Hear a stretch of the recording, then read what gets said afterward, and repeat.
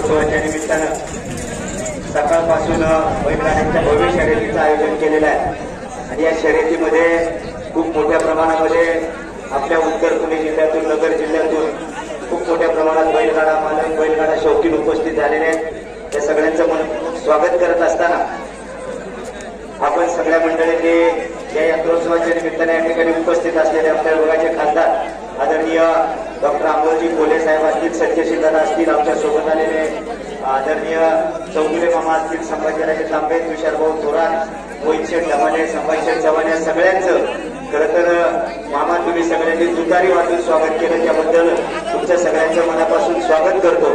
गेल्या अनेक वर्षापासून चालत आलेली ही बैलगाड्यांची रांगडी शर्यत आपल्या मातीमध्ये चालू होण्यासाठी डॉक्टर अमोलजी कोल्हे यांनी संसद सदस्य म्हणून खूप चांगल्या पद्धतीने आपलं योगदान दिलेलं आहे। त्याचप्रमाणे आपण सगळ्यांनी त्यांच्यावर देखील या पूर्व काळात प्रेम केलेलं आहे।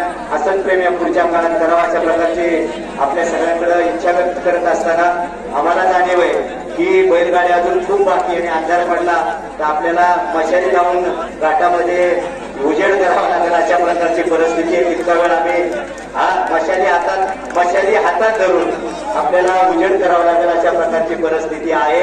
आपण सगळे जाणकार मंडळी आहात। शेतकऱ्याच्या आनंदामध्ये शेतकऱ्याच्या जीवनात आनंद पुरावा म्हणून डॉक्टर साहेबांनी खूप चांगल्या पद्धतीनं आपल्या शेतीमालाला, कांद्याला, दुधाला, आपल्या सगळ्या शेतीमालाला भाव मिळावा म्हणून संसदेमध्ये नेहमी ते आवाज उठवत आलेले आहेत। या पुढच्या काळामध्ये त्यांना शुभेच्छा देण्यासाठी आपल्या सगळ्यांनी सज्ज राहावं अशा प्रकारचं गाडाचा त्या अगोदरच सांगितलं अशोकराला तुमचं आमच्याकडे ध्यान कमी असतंय।